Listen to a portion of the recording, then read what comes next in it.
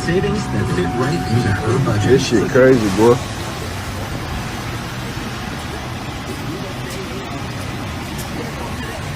USAA.com. Final destination. USAA. Yeah, literally. We're made for you. Right here. Are supporters of ISIS who were planning attacks on New Year's Eve. Police and prosecutors, 2 suspects were arrested in the...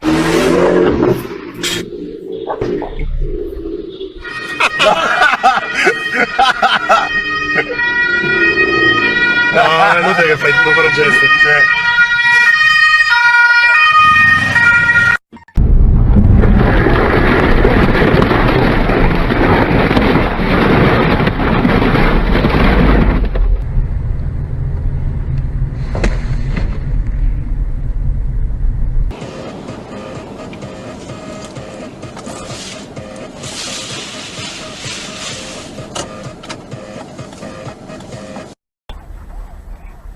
Алло, привет.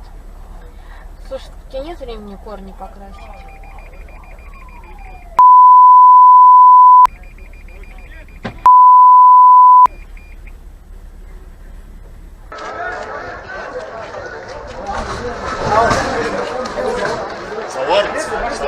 صور خالد بيه جنبي